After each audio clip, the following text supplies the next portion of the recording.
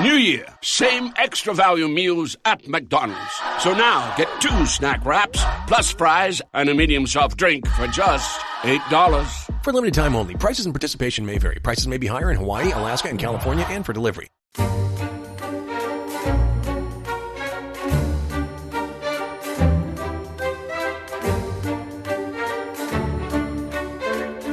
In the distant plain lies Florence, pink and grey and brown, with the ruddy, huge dome of the cathedral dominating its centre like a captive balloon, and flanked on the right by the smaller bulb of the Medici chapel, and on the left by the airy tower of the Palazzo Vecchio. After 9 months of familiarity with this panorama, I still think that this is the fairest picture on our planet, the most enchanting to look upon, the most satisfying to the eye and the spirit. To see the sun sink down, drowned in his pink and purple and golden floods, and overwhelm Florence with tides of colour that make all the sharp lines dim and faint and turn the solid city into a city of dreams, is a sight to stir the coldest nature and make a sympathetic one drunk with ecstasy. So that, Dominic, was Mark Twain, I think the friend of the show, and for once he's not being rude. He's actually engaging in extravagant praise because he's writing from a house in the autumn of 1892, just outside Florence, and he is gazing at this famously most beautiful of cities. And I guess there he is capturing the romance and the poetry and the glory of the place that many people would say is indeed the most beautiful city on the face of the earth. Yeah, a city, Tom, that I think has become the embodiment of elegance, of beauty, of human achievement, I guess. So every year, hundreds of thousands, millions of people go to see its cathedral and its churches and museums. The artworks in the center of Florence, things like Michelangelo's David or Botticelli's Birth of Venus, the great treasures of the Uffizi, they're seen as high points, aren't they, of human culture. So you chose Twain for the introduction, but I think I would have gone for maybe some lines from the second greatest film ever made, which is, of course, A Room with a View, in which the character Eleanor Lavish is talking to Helena Bonham Carter, who's gone there as a tourist. And Helena Bonham Carter has fallen in love with Julian Sands, who, of course, now very sadly dead. And she cries out, "A young girl transfigured by Italy. And why shouldn't she be transfigured? It happened to the Goths." And that's very much the vibe, isn't it? It is. Even Goths can be transfigured. Yeah, you're right, Tom. But the period with which Florence has become synonymous actually comes long after the Goths, doesn't it? It's the Renaissance of the 14th and 15th centuries. So the period when Italians are embracing humanism, there's a rediscovery of classical art and literature. There's a sort of spirit of curiosity and self-confidence. And one family, above all, I think has become the embodiment of Florence's wealth and glory. And they are the people who are often seen as the architects or the sponsors of this new age of inquiry, this new age of artistic expression.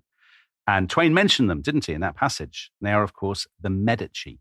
So in this series, we're going to meet them at their zenith in the 15th century, the high point of Florentine power, and some people would say of Renaissance culture.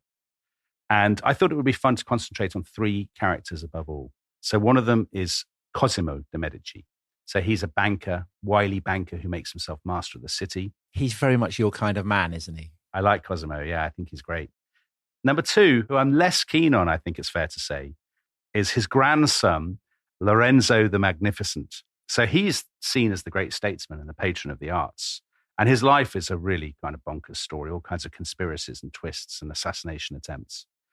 And then the third man, who I feel is much more your kind of man, Yes. is the man who kind of succeeds them as master of Florence. And this is a monk called Girolamo Savonarola, who tries to purify the city with a sort of flame of evangelical zeal.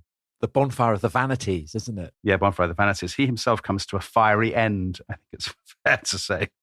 So all in all, I think it's actually one of the most dazzling stories we've ever done on The Rest is History. It's full of melodramatic twists, but also full of great art, great culture, and bad behavior. So it's the perfect combination. So shall we kick off with Cosimo de' Medici? He's born in September 1389. So to put this into some context for the listeners, we're about 40 years after the Black Death, and we're about a century before Columbus sails to the New World. And Florence is going to be a big character in this story. So let's talk a little bit about Florence. You've been to Florence, obviously, Tom, haven't you? You've been to the Uffizi. You went on a private tour. Oh, yes. One adores going to Florence. Firenze, as I call it. So to give you people a bit of backstory about Florence, for a long time, Florence was just an obscure market town on the banks of the River Arno in the heart of Tuscany. But from the 12th century onwards, it underwent this explosive growth. And that was because of two things. One was cloth and the other was credit. So cloth, it's basically wool. And it's imported from across Europe, but especially from England. And then when it gets to Florence, it's kind of processed and turned into cheap cloth. And about a third of Florence's population works in cloth factories on all this. So England is basically Florence's India. Yes, I guess so. That's a nice comparison. And then they take the money they get, the profits from all this, and they use that to kickstart a financial revolution. So this is the other thing, which is credit. So the Florentines start doing things like they use Arabic numerals instead of kind of Roman numerals. And Arabic numerals make it easy to do complicated calculations like interest payments because they have the concept of zero. They're also using paper rather than parchment. So that's also been introduced by the Arabs, hasn't it? Exactly. And paper is about half the cost of parchment. So I know this is a very strange thing to say, but they lead the world in bookkeeping and accountancy because they've got this cheap paper and they've got these nice new numerals. And that's something that's often forgotten about Florence, isn't it? That as well as being the home of Dante and Boccaccio and Botticelli and Brunelleschi, it's also the home of accountancy. Well, that's what all the culture is founded on. No accountancy, no culture. So, for example, it's the Florentines who invent something called the double entry.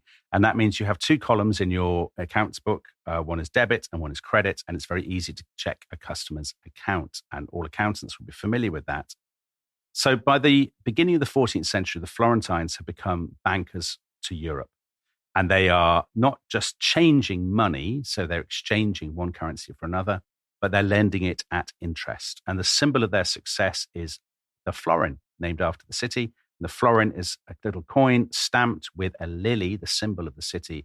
And it is recognized not just in Italy, but across the continent as a symbol of financial stability. And I guess there is one other kind of symbol that emerges in this period that, of course, Twain would have seen, that visitors to the city now see, and that's the cathedral, the Duomo, which is being built throughout this early period, isn't it? Throughout Cosimo's life. So it's begun, I think, at the end of the 13th century, and it's built throughout the 14th century, and it's on a massive, massive scale. And so it gets paused by the Black Death, very much as the similarly huge cathedral in Florence's great rival, Siena, gets paused. But Florence does have the kind of the muscle to carry on, I suppose, because it has the florins, because it has the wealth, because it has all the accountants and everything. And by the end of the 14th century, everything's been completed apart from the dome. And the challenge with the dome is it's going to have to be on such a massive scale that nobody's quite sure how to do it. Yeah. They kind of draw up a plan for a dome that is going to be modeled on Roman exemplar, but is going to be kind of radically different. But nobody's quite sure how to build it. And in the long run, someone will come up with a wheeze for how to build it. But I guess it's providing a kind of backdrop to the events that you're going to be describing. This massive, not yet completed cathedral, but the idea of building this dome is going to be something that's never been seen before, but also rooted in the classical past. And I guess that's kind of emblematic of what Florence is all about, isn't it? I think that's absolutely right. I think a lot of the action that we're going to be describing in this series actually takes place in the cathedral, including at the kind of altar of the cathedral. And you mentioned how big it is. So the cathedral capacity is about 30,000 people. I mean, that's extraordinary. Now, at its height, Florence had about 100,000 people. So this is because it sucked in people from the countryside because of the cloth industry. Then the Black Death happens, and it shrinks to about 50,000. So remember, the cathedral seats, or rather you stand, 30,000. So that gives you a sense of just how important the cathedral is in the life of the city. So you could imagine they could have abandoned the cathedral like the Sienese do, but I guess they don't because they are confident. It's not just that they've got the money, but they're confident the city will grow again. They're looking to the future. Well, it's still one of the top 5 cities in Europe. So Paris, Milan, Venice, Naples are the other big players in the late 14th, early 15th century. Because Florence is such a character in the story, maybe worthwhile giving people a sense of what it would have been like. it would take you about half an hour to walk across it. And you're walking through this sort of warren of narrow streets, which of course is still there. There's great stone palaces, the palazzi, the churches. There are loads of shops because it's a very commercial place. There's a lovely description by a historian called Donald Weinstein, and he's writing about, what it would have been like. And he says, crowded with people in doublet and hose, silk-gowned ladies, long-robed clerics, labourers, beggars, hawkers, cut-purses, flesh peddlers, and gangs of rowdy youths. And we'll come to some gangs of rowdy youths later in the series. And there's something else, actually, which we never think about in Renaissance Florence. There would have been thousands of slaves. And these slaves were usually young girls or young women, Greeks, Turks, Circassians from the Caucasus. And it was very, very common for these rich Florentine bankers to have slave girls with whom they would sleep, actually, sort of effectively sex slaves. Cosimo will have a son by a Circassian slave girl, won't he? He will indeed. Now, the city's politics, let's talk about that. Remember, Italy is not, I know you know this, Tom. Italy is not united. It's a patchwork of kingdoms and duchies and city-states and so on. And Florence is relatively unusual because it's a republic. It's been a republic since the 12th century. And power, again, interestingly, resides with the mercantile elite, not the old landowning nobility. The landowning nobility are formally excluded from power. So the way the elections work is very complicated. Basically, you have to belong to one of these trade guilds, and every 2 months there is an election. And it's not an election where you vote. It's an election for the city council, which is called the Signoria. And basically, the names of everybody in these guilds is put into 8 leather bags, and they draw them out supposedly at random. So it's a kind of cross between ancient Rome and ancient Athens. Yes, I guess so. Or a cross between an election and the draw of the national lottery. That's another way of putting it. 8 of these names that are pulled out become priori or councillors, and the 9th becomes the standard bearer of the city, the gonfaloniere, and he chairs the council, the standard bearer. And all of them, when your name is pulled out, you have to move into the big stone city hall, which is, of course, is still there in the center of Florence, the Palazzo della Signoria. And you move in there and you have servants, you have a buffoon who tells you stories and jokes and stuff. You're there for 2 months. So your term is only 2 months, and then you're out again. And the point is to stop any one faction having too much power. And so that, again, is very reminiscent of the way the consuls function in ancient Rome. And generally there is an anxiety, as there was in the Roman Republic, about great powerful men seizing power. Yeah. Am I right that actually the nobility, if you become a nobleman, you're not eligible for office? Exactly. So in a way, it kind of becomes a punishment. To become a noble is to be deprived of the chance of political office. There are lots of advisory councils and things which you probably don't need to go into. But one thing worth mentioning is what happens in an emergency. In an emergency, the council will ring the great bell of the Palazzo della Signoria, which is called the vacca. It's kind of called the cowbell because it's meant to sound like a cow mooing. Does it? I don't think it probably does. I don't think a cow would sound like a bell, but there you go. All male citizens then have to kind of pour into the Piazza della Signoria, and they hold what's called a Parlamento, a parliament. And there they elect a kind of emergency committee called a Balia, which has kind of powers to deal with the crisis. And we'll see people doing this again and again in this story. Now, it's quite a complicated system, all this business about drawing names out of bags and whatnot. But the Florentines think it's brilliant. I mean, they boast, you to mention Rome and Athens, they boast of their descent. They say, we are the daughter of Rome. And they have a very Roman culture in some ways, or a culture that they think is modeled on the Romans. So they say we're very hardworking, we're very serious, duty and responsibility are terribly important to us. They sort of boast, we bring up our children not to hunt and to hawk. This is a bit of an exaggeration, by the way, but to fill in ledgers and to do sums and to make money, because that's the sinews of our power. And they love all this kind of stuff. That's why the great dome of the Duomo is the perfect symbol, because it's simultaneously Roman, but also very distinctively Florentine. And I guess the Florentines would be absolutely delighted to think of that. I mean, that's what they're about. They don't want to kind of ape Rome completely, but they want to dignify their own system. Exactly. Now, by the time Cosimo is born in 1389, there are definitely tensions emerging. Number one, there's a big gap between rich and poor. The super rich, the people in the palazzi, and the masses, textile workers in the slums. Number two, rather like Rome, actually, Florence has expanded and it's swallowed up neighboring towns like Arezzo or San Gimignano. So that's the territory rather than the city itself. Yeah. So like Rome, Florence has expanded. So the Republic of Florence is now more than just the city. So it's swallowed up neighboring towns like San Gimignano or Arezzo. It's got a bigger hinterland now. And of course, success, as in Rome, breeds opportunities for corruption. So more and more, the rich merchant families will rig these elections. They'll rig the names in the leather bags. And there's actually, if you like kind of slightly old-fashioned history books, there's a brilliant book on the Medici by Christopher Hibbert, great popular historian of the 60s and 70s.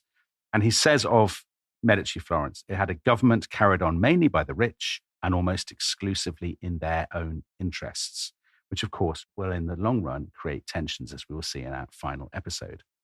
So all of this brings us to Cosimo's own family, the Medici. So they were initially economic migrants from a place called the Mugello, which is the sort of hills north of the city. And they'd probably moved to Florence in about the 12th century. They're famous for their coat of arms, which is red balls on a field of gold. And their supporters would often go into the streets and shout, "Balls, balls," in excitement. Yeah, I bet they did. Now, some people think the balls are kind of apothecaries' pills or cups linked to the surname of the family, Medici, which means medics, doctors. It could be pawnbrokers' balls. We don't really know, but either way, it's a reminder of their humble origins. And the humble origins are a standing affront to the old families of Florence, who even centuries later see the Medici as upstarts and parvenus and vulgar and whatnot. Anyway, over time, they've worked their way up the ladder. They're a respectable family who make their money from banking. And by the time Cosimo is born in the late 1380s, they've got branches in Florence, in Rome, in Venice, in Genoa, in Naples, and so on. As a result of their wealth and their success, they now have a little bit of political clout. And they are, Medici relatives are often appearing in the lists of people who've been elected to the Signoria, to the council. So one of the Medici is on the board that votes for Brunelleschi's Great Dame. Yes, exactly. But to the old families, this is a challenge. And there are a lot of people who are muttering by the time Cosimo was born that the Medici have got above themselves. And chief among these are a family called the Albizzi, and we'll come back to the Albizzi in this episode. Cosimo's father was a man called Giovanni di Bici di Medici. We'll call him just Giovanni for short. He's a very, very smart and shrewd man. He has built up the family business above all by investing in Rome. Rome was a massive market for the Florentine bankers because Florentine banks would charge big interest rates for handling papal business, the business of the papacy. And they made a lot of money by lending to cardinals who needed to build up power bases of their own. And so, Dominic, this is the period when the Avignon exile has kind of come to an end. There's still a pope in Avignon, but the papacy has also returned to Rome. And so there's a kind of split. And so all the cardinals who have come back to Rome to be with the pope obviously need to refurbish their decayed palaces and apartments. So there's a lot of credit needed. There's actually two popes at this point, Tom, and as we'll see, there are sometimes three popes. Well, there's one in Avignon, one in Rome, and yes, in due course, they're going to try and solve it by electing a third. And a roving pope. Yeah. So in the late 1390s, when Cosimo is about 10, his father, Giovanni, makes this very, very consequential bet on an aristocrat from Naples called Baldassare Cossa, who used to be a pirate, but now decides he'd actually like to make a name for himself in the Catholic Church. So he's like Lawrence, what's his name? Blackburn, who was the Archbishop of York, who'd been a pirate. Really? I didn't know that. Well, this guy Cossa borrows 10,000 ducats from the Medici, and it works, actually. He becomes cardinal, first of all, and then in 1410, he becomes Pope John the 23rd. Now, at this point, there are actually two other popes already. There's one in Rome and there's one in Avignon. And Cossa doesn't get into the kind of canonical lists of popes. He actually is deposed after 5 years. He was accused of sleeping with more than 200 women in 7 years. Now, I think that's too many. I think there's a happy medium, and he has crossed the line. What would you see the happy medium as being? If you're a pope, I think 20 in 7 years is reasonable. What do you think is reasonable for a pope? 3?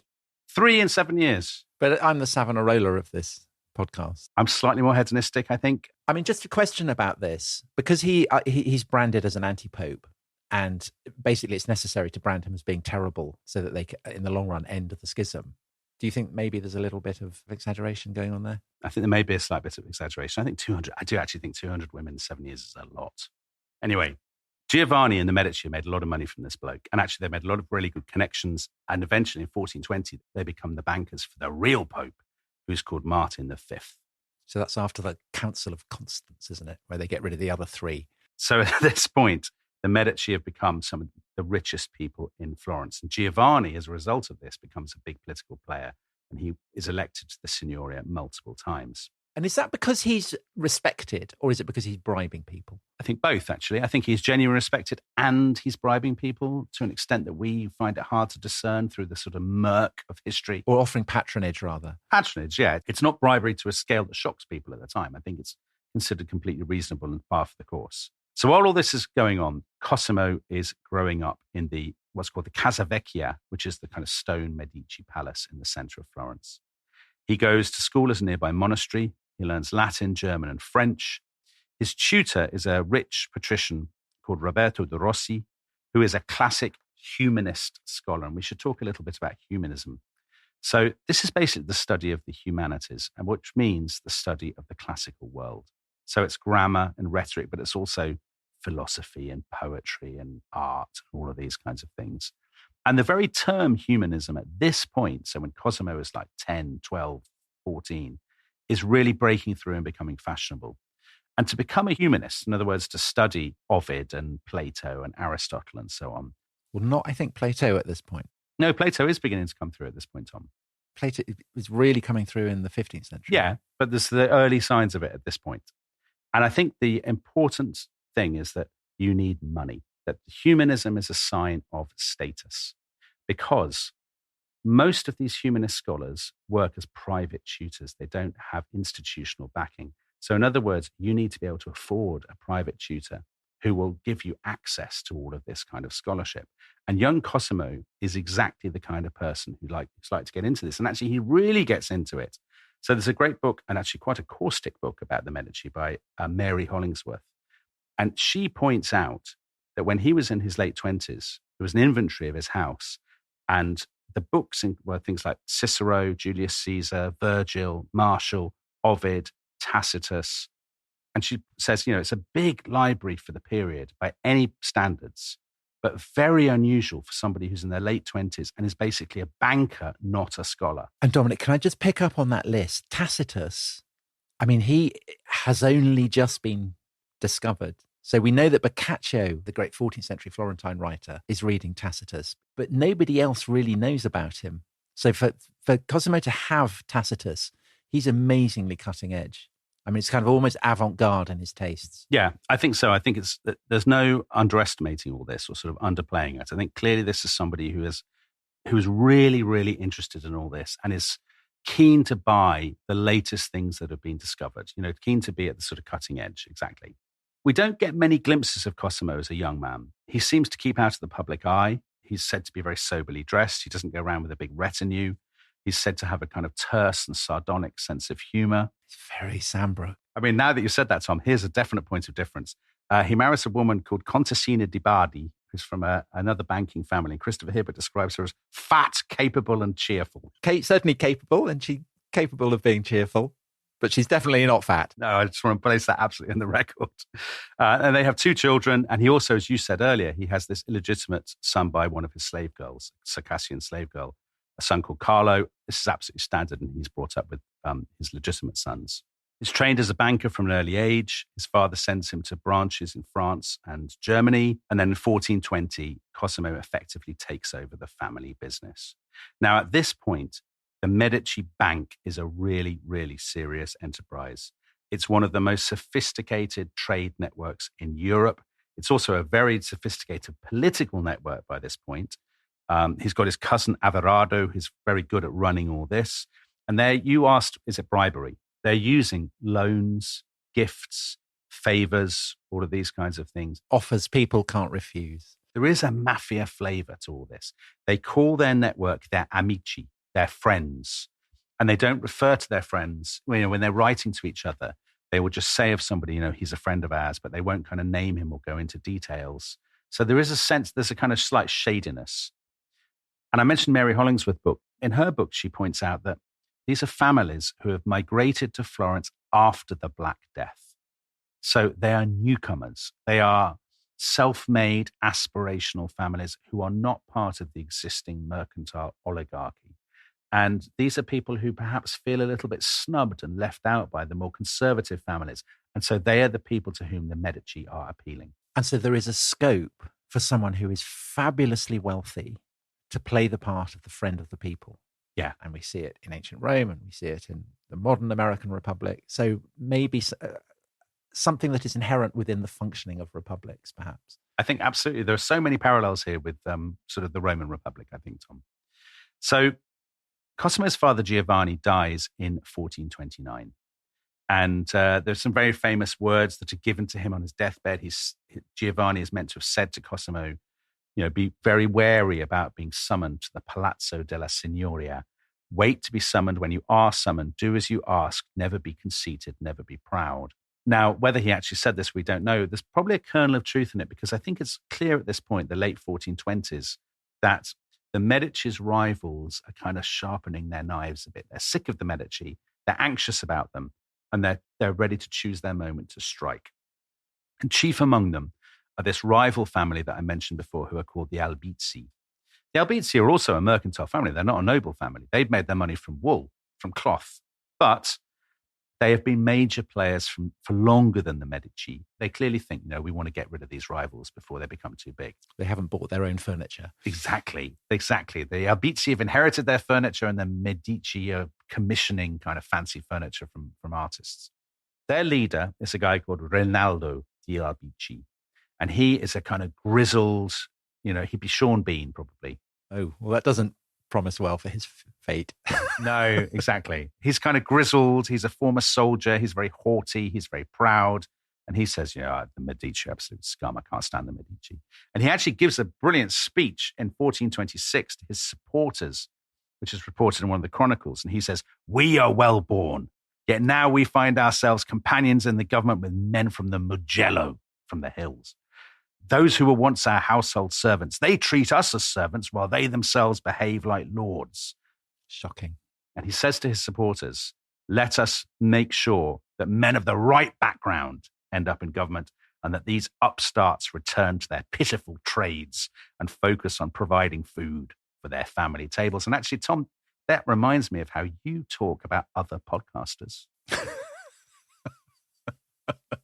The tone of hatred and condescension. I don't know what you're talking about. So on that note, let's move to the cliffhanger. Months after Giovanni has died, there is a bit of a crisis. The Albizzi are very keen on a little war to bolster their prestige, Rinaldo in particular. And the war they want is against the neighboring city-state of Lucca. Cosimo thinks this is a very bad idea. He says, listen, we can't win because Lucca is supported by Milan, which is a kind of regional superpower. And, let's not get tangled up with the Milanese. But the vote goes against him. The Albizzi get their way. The war starts. Kelsa breeze, it goes really badly for Florence. Florence starts running out of money. So this is great news for Cosimo. He lends money to the Florentine government at 33% interest. So he's put up all this money. He's been proved right, and he's making loads of cash from the interest payments. And the Albizzi are absolutely furious. This has gone very badly. And by 1433, Tom, I hate to say it, but storm clouds are gathering over the Tuscan hills. Over Florence. Over Florence, exactly. There's lots of murmurs on the streets. There's clearly going to be a showdown between the Albizzi and the Medici. And the Albizzi are spreading rumors. Cosimo is planning to seize power, and he has to be stopped. One night, it is said, he comes home and he finds the doors of his palazzo smeared with blood. So he knows that something is coming. At the end of May 1433, he starts basically sending money away. He lodges 8,000 florins with the Dominican monks at San Marco, a monastery that we'll be talking about a lot in this series. He sends the rest of his money to the Medici banks in Rome and Naples.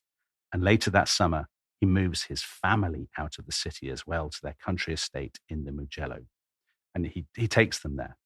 But while he is away, Rinaldo di Albizzi has been fixing the coming Signoria elections.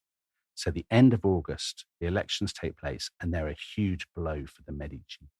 7 out of 9 of the people who are elected are Albizzi loyalists. And the standard bearer, the Gonfalonieri, is a bloke whose debts Rinaldo has just paid off. So this is looking very bleak. On the 1st of September, this new council, the Signoria, take office. And the next day, a message arrives at Cosimo's country estate in the Mugello saying, you must return to the city. We need your help making some important decisions. And he thinks, oh no. Now he could flee, but if he flees, he will lose everything. He could be declared a traitor and his property confiscated or something. So he thinks, no, I've got to face the music. And on the 7th of September, he comes into the city. He goes straight to the Signoria and he finds that the council session has already started. And the captain of the guard leads him in. He leads him up the stairs and they get up to the council chamber, but the doors are firmly shut. And the guard says, keep walking. And they go up, and the captain leads him past and he shows him into a small cell. And then the captain says, you are under arrest on good grounds, as will soon be very clear. And then he slams the door, Tom. He locks it shut. Oh, and on that incredible bombshell, I think we should take a break. I think we should. Can't stand the tension otherwise. This episode is brought to you by Rocket Money. Tom, we often talk about how to organise our finances. I'm very conscious that I'm paying for a lot of mad subscriptions. And there's one thing that we've talked about often on this show. It's the thing that we probably hate more than any other, and it's a hidden fee. I would love to get my finances under control. There are all these things piling up on our bank statements, and I think I need to fix this problem. I need to sort this out and to stop this. I mean, my finances are so chaotic that I need this app. So I'll tell you what it is. It's called Rocket Money. It's a personal finance app that helps find and cancel your unwanted subscriptions. It monitors your spending and it helps to lower your bills so that you can grow your savings. With Rocket Money, you can track all of your subscriptions and you can easily cancel within the app with just a few taps, saving you time, avoiding charges. And you can also set budgets and goals and get personalized insights and regular reports to track how you're doing. They will even send you real-time alerts for large transactions, upcoming bills, refunds, and even low balances. So let Rocket Money help you reach your financial goals faster. Join at rocketmoney.com/ishistory. That's rocketmoney.com/ishistory. rocketmoney.com/ishistory. This episode is brought to you by Indeed. Stop waiting around for the perfect candidate. Instead, use Indeed sponsored jobs to find the right people with the right skills fast. It's a simple way to make sure your listing is the first candidates see. According to Indeed data, sponsored jobs have 4 times more applicants than non-sponsored jobs. So go build your dream team today with Indeed. Get a $75 sponsored job credit at Indeed.com/podcast. Terms and conditions apply.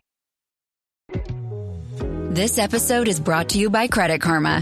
When it comes to your money, Credit Karma keeps you ahead of the game.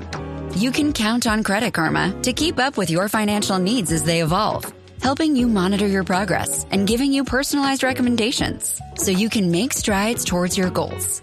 Make sure you're on the right track, no matter where you are on your financial journey. Intuit Credit Karma. Karma you can count on. Download today.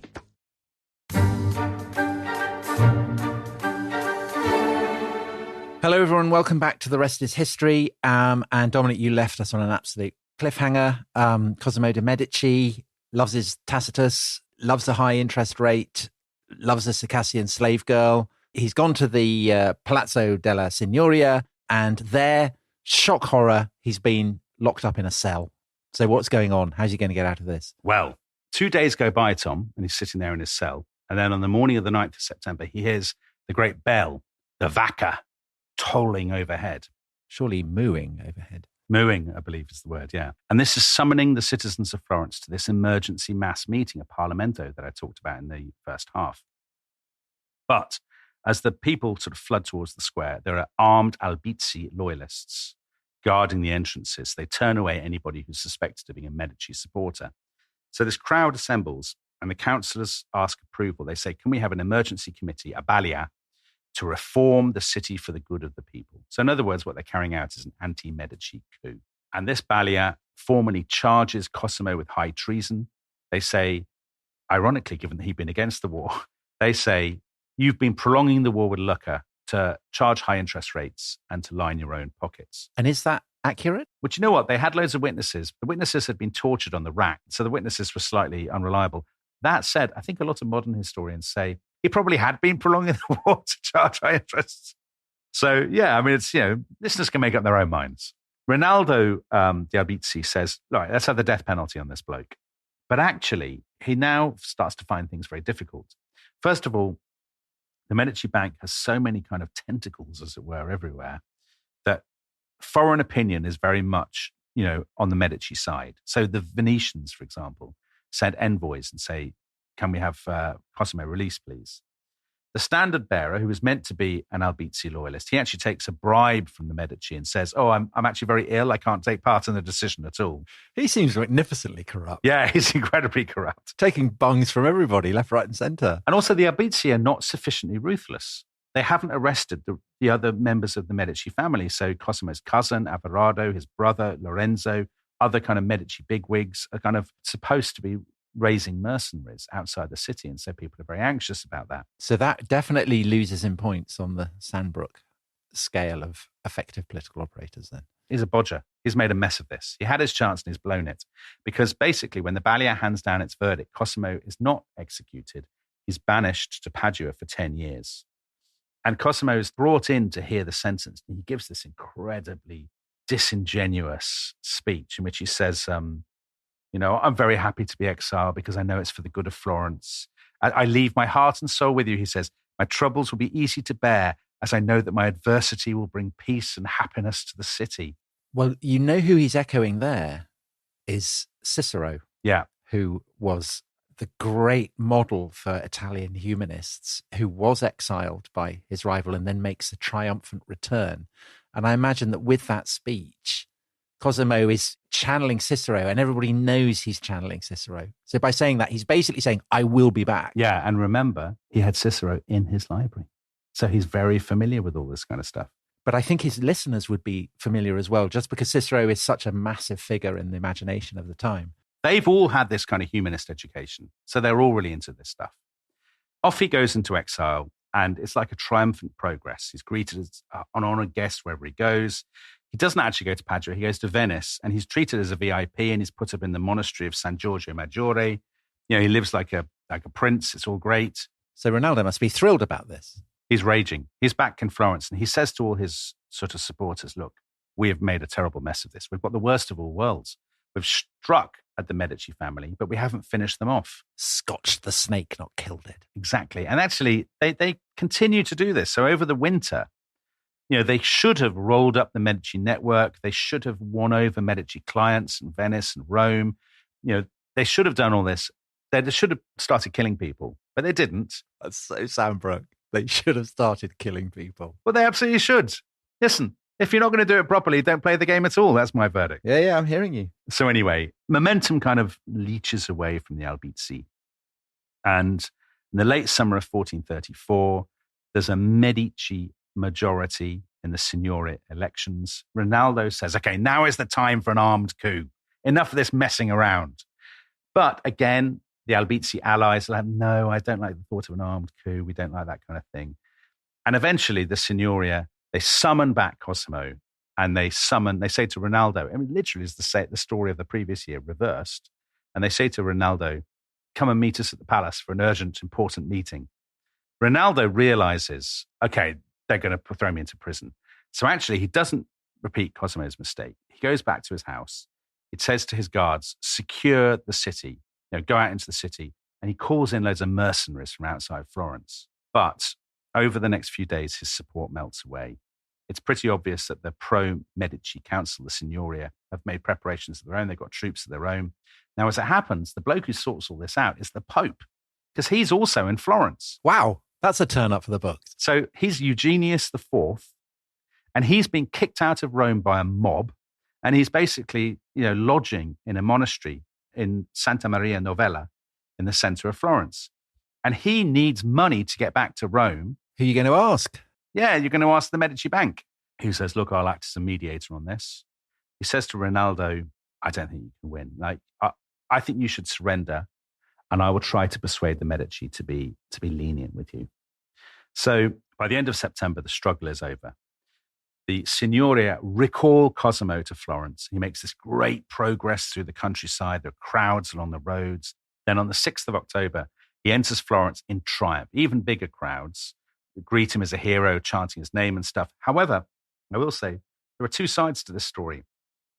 The city has been secured beforehand by hundreds of Medici soldiers. So the crowds are not exactly under duress, but there is a degree of intimidation. Basically, if you're not a Medici supporter, you keep very quiet during this period. So you could argue it's a genuine upsurge of kind of popular affection, or you could say this is an intimidated population after what's basically a military coup. And Cosimo, see, this is why I like Cosimo. He's a serious person, Tom. He does what has to be done. I mean, he doesn't kill a lot of people, but he is ruthless. He just says, right, now we have to dismantle the Albizzi network completely. We kick them out of Florence forever. So the whole clan are banished from Florence. And does that last? Does that stick? Yeah, it works. So he's then elected Gonfaloniere, standard bearer of the Signoria. He only does it for 2 months, but it's just a little symbol. You know, I am the top man. I'm the top dog now. So actually, he's now moved from being Cicero to Caesar Augustus. Yes, and actually, this is a comparison that was on my mind the whole time. Basically, Cosimo is going to control Florence now for the next 30 years. And I would say he is one of the most impressive politicians that we've had on this podcast. And we've done however many 100 episodes. But he really stands out for me. And the Augustus comparison is exactly the one that was on my mind. So like Augustus, he keeps the existing system, the Republican system. The difference is that now when you pull a name out of the leather bag, it is certain to have been pre-approved, to have been chosen by Cosimo and his allies. Now, there's always, as you said, there has always been bribery, there's always been patronage and whatnot, but they are doing it in a really systematic, ruthless way. Now, if you step out of line, you won't be killed, but you might find yourself with an unexpectedly large tax bill, or you won't get planning permission for your new palazzo, or whatever. Or, at worst, you'll be banished and your property confiscated. Foreigners always describe Cosimo as the lord of the city, as the master of the city, but he doesn't often hold public office. In fact, he very rarely holds it again. It's his clients and surrogates who hold public office, and he's kind of in the shadows the whole time. And your Augustus comparison, Donald Weinstein, on his book on this period, says, Cosimo liked to be seen as a benevolent father figure who embodied the traditional Florentine virtues of the pious Christian, the shrewd, pragmatic merchant, and the republic-loving patriot. In other words, he's a kindly father figure. He's the first citizen. He's not a prince. He's not a king or an emperor or anything like that, but he's just primus inter pares. So, and I'm sure the Augustus comparison would have played on his mind.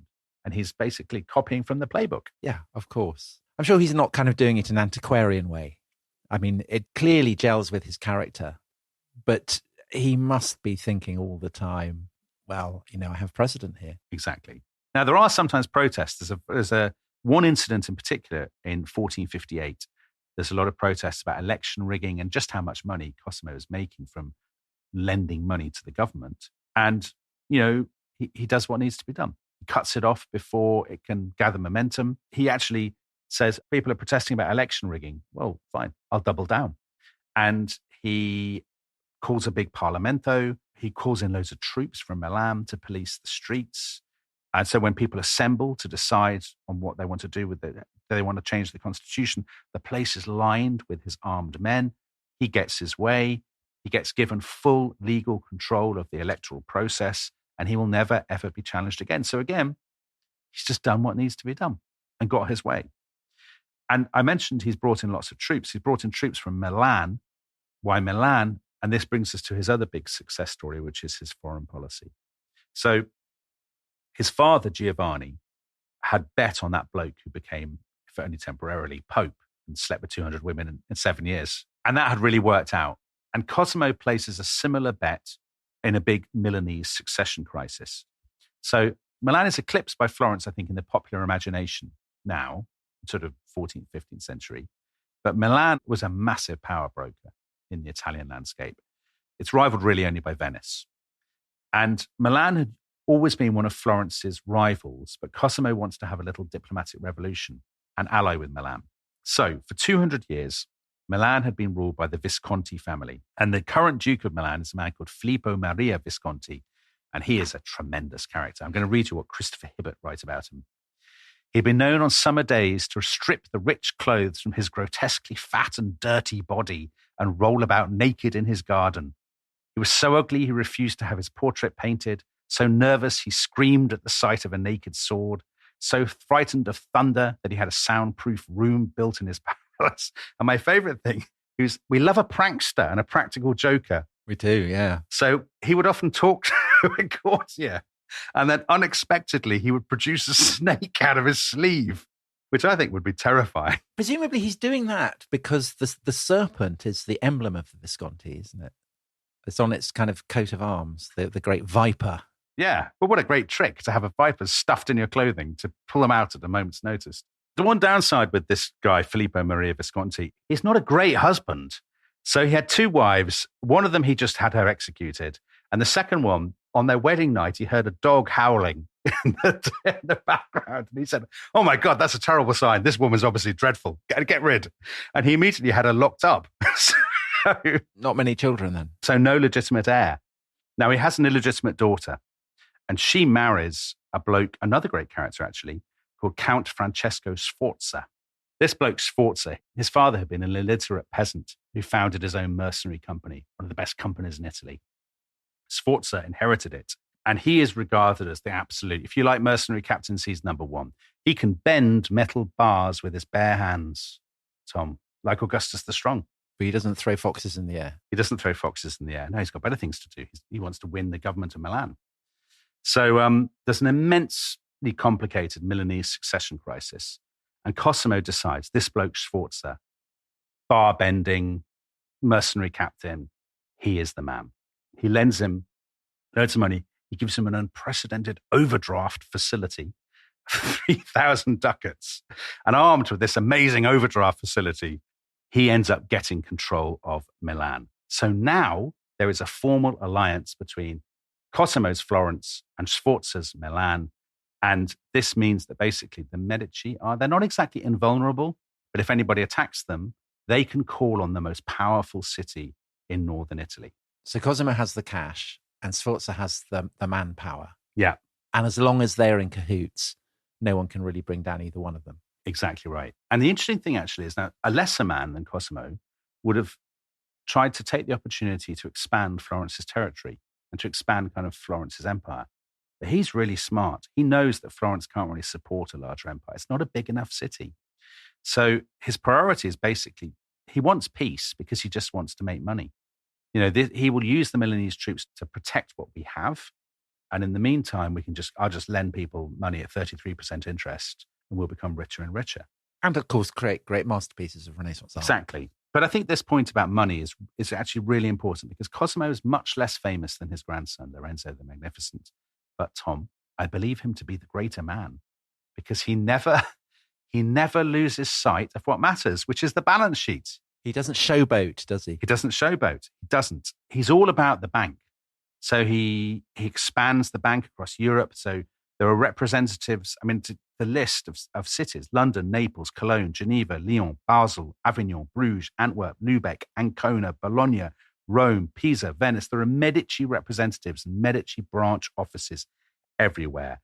And they can source relics, silk, manuscripts, choir boys, you name it, they can deliver it. And as a result, they are making enormous amounts of money. So I think one estimate, in 10 years after 1442, they make almost 190,000 florins in profit. And this is probably an underestimate because they're also fiddling books because they don't want people to know how much money they are making. However, as you will know, there is a hidden cost to making all this money. And that is the future of his eternal soul. Yeah, is that God hates you and you will burn in hell, which is unfortunate because this is the great problem with banking is the Bible explicitly says if you charge interest, if you're guilty of usury, you're a very bad person indeed.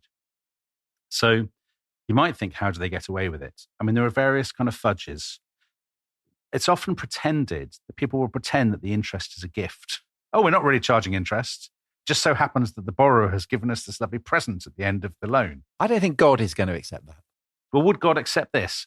Could you disguise the interest payments as a Travelex style, commission fee on changing ducats into florins or whatever it might be? I think that's more plausible. Yeah, well, this is what they do with the papal accounts because they're using lots of different currencies. I don't think God would have anything against exchange rates. Well, Cosimo was worried that he might because Cosimo is a serious person, Tom, and he is undoubtedly familiar with something like Dante's Divine Comedy. When Dante goes to hell, or the poet in the story, he meets usurers, kind of bankers, and they're weighed down by these bags of gold around their necks, and they're trapped in kind of burning, scorching sand. No one wants that to happen to them. No, not for eternity. No. I mean, not even for a few seconds, really. I wouldn't want that for any period of time. So how do you deal with that? How do you cope? Well, here is an example. Again, something that will very much appeal to you, Tom. In 1439, Cosimo plays a key part in hosting in Florence an ecumenical council of the Western and Eastern churches. Oh, yes, an ecumenical council. Yes, get in. There are people sobbing with joy listening to this podcast, basically all over your own household. No, not even my own household. Oh, really? Just you? Just me. So Cosimo personally welcomes Pope Eugenius IV, the bloke who negotiated that deal, the Patriarch of Constantinople pitches up in Florence, and the Emperor of the East, the Emperor in Constantinople, John Palaeologus. And actually the result of this council is that it's a very short-lived and abortive deal, a union between the churches of Rome and Constantinople, between Catholicism and Orthodoxy. The reason for that being that the Turks are closing in on Constantinople and the emperor is desperate for Latin help. Yeah, exactly. For Cosimo, all this is absolutely brilliant. Because basically, to put this up, it's like the World Cup. It's like hosting the World Cup or the Eurovision Song Contest or something. Florence can't really afford it. So basically, he has to lend the city, his own city, loads of money, and he takes home 14,000 florins in interest. So it's worked out splendidly for him. So I think this is a perfect example of the fusion of politics, finance, of religious faith, and culture that powers the Renaissance, the Italian Renaissance. So first of all of these scholars from Constantinople, they have turned up with loads of Greek manuscripts that they're going to quote from in these debates. So their bags are kind of bulging with manuscript rolls or whatever. This is when Plato really gets reintroduced. It's Plethon, this guy who actually he doesn't even approve of Christianity. He wants to go back to worshipping the ancient gods. And he brings Plato in Greek and he sets up a school there. And this is where Plato really becomes part of the bloodstream of the Renaissance. People become very excited about Plato in Florence. They're like, oh, wow, this is amazing, all this stuff. And actually, some of these manuscripts end up in Cosimo's library. I think they're given as presents or he buys them or who knows, but they basically end up there. So he's got all the manuscripts. We know he loves all these books. We know he's into all this stuff. But also the money that he's taken home in profit, he uses that money to launder his immortal soul. So he commissions, as a result of this council, a new fresco in the sacristy of the Basilica of San Lorenzo, the church where the Medici are buried. And you can see it today. It's one of the many tourist attractions that are associated with Cosimo and his family. And this is textbook Italian Renaissance patron behavior, because the church is telling them all the time, listen, you're making a lot of money in interest payments and in usury, but it's actually fine. Because if you spend a lot of that on charitable works, on alms, or even better, if you invest it in monasteries and church buildings, then God will probably forgive you and it'll all be all right. Do you think God likes art? I think God loves this because obviously the church know exactly what God wants, don't they? I can't believe you would question that, Tom. They have a hotline to God and the Pope in particularly, he knows exactly what God wants and he knows that God wants a lovely fresco or a nice statue or something of that ilk. Yeah, of course. So Cosimo's father, Giovanni, he had hired Brunelleschi, the dome of the cathedral man, to redo the Medici church of San Lorenzo. Cosimo himself spends more money on San Lorenzo. He spends money on the baptistry of the cathedral. If you go to Florence and you go do a sort of 3-day itinerary, a lot of the churches you will visit, or San Michele, Santa Croce, Santa Maria delle Angeli, like all the classic tourist sites, these are places that Cosimo has spent money on. And the one place above all, which will play a big part in this series, is the Dominican monastery at San Marco. And here, at one point, Cosimo said to the Pope, I'm actually genuinely quite worried about this burning sand. Like, I'd love to get out of that somehow. And the Pope said, well, that monastery is the place. Like, really invest in that monastery.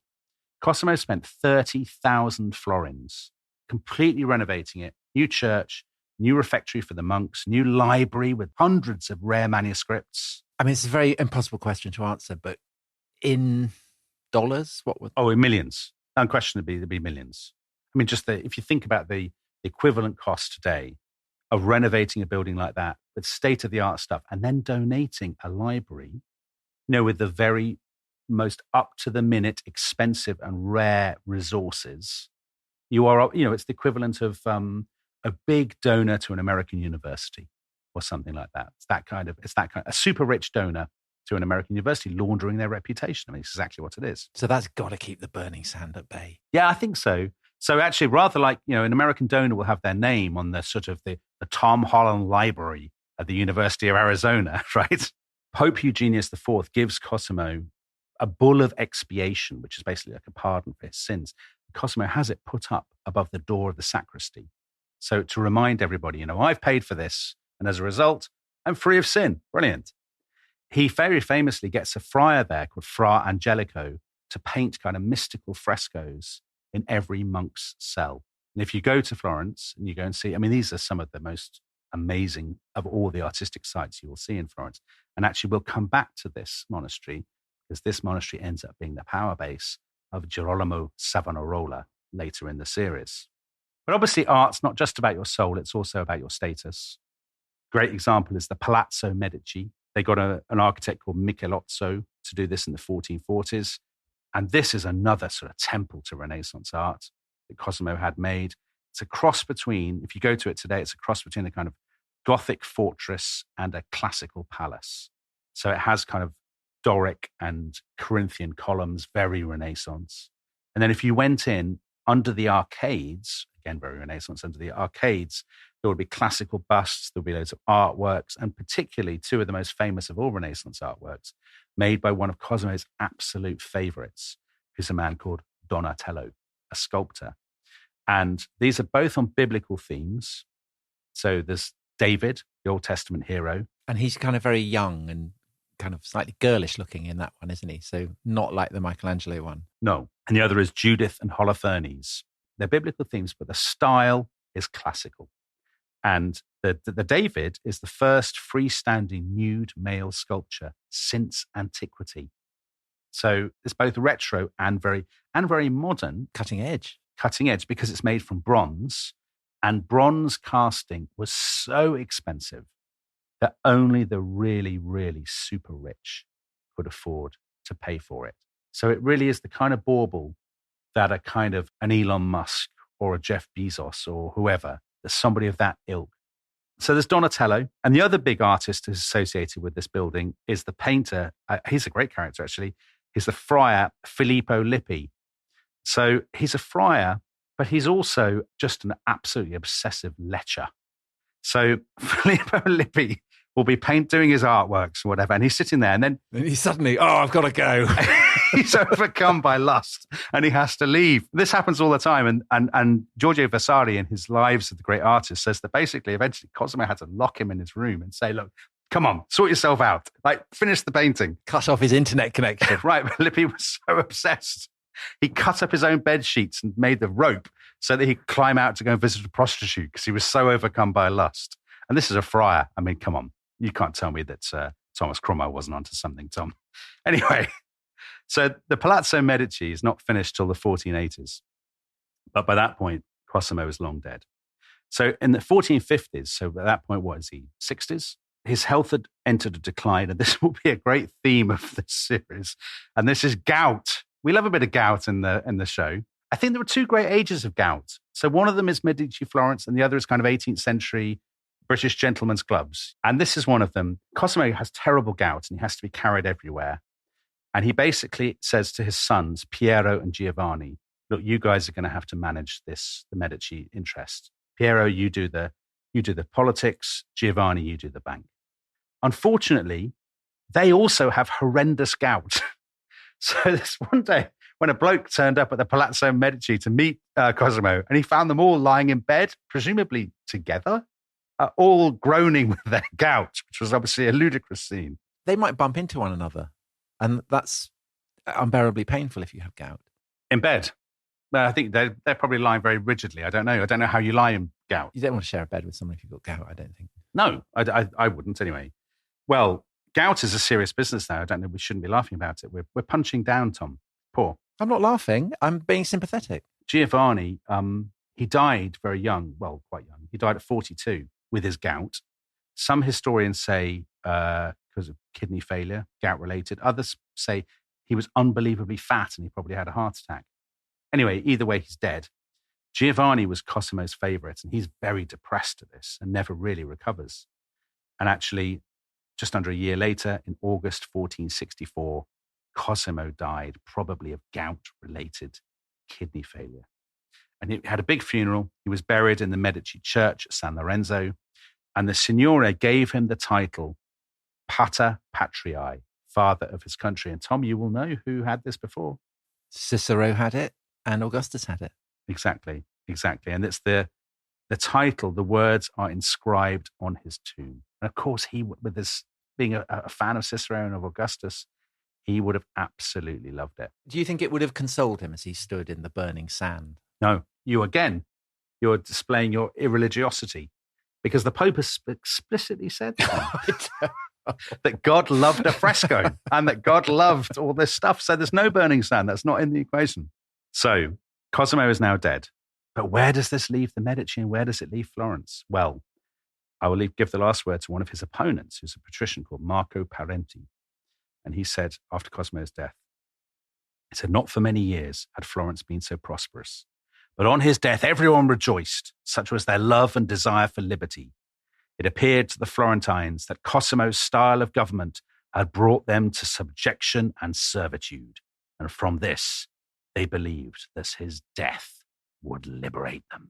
But Dominic, will it? And I guess that in the next episode, we will be finding out, and we will be exploring the life and times of the most celebrated, the most glittering, in fact, the most bloodstained of all the Medici, Lorenzo the Magnificent. Is that right? Yes, I can't wait. And do you know what? Not only can I not wait, but I'm guessing a lot of the listeners can't wait. And is there any way, Tom, that Renaissance men and women could hear that now? Absolutely there is, Dominic, because like the Medici, we have set up a very convenient banking system at restishistory.com where people can hear that episode and the next two episodes. So 3 episodes of unbelievable value. Yeah, and it's important to say, God wants you to do it and you will not go to hell if you join the Rest is History Club. That is the most important thing to emphasize. Make God happy. Yeah, unbelievable value. And on that note, thank you, Dominic, and ciao. Ciao.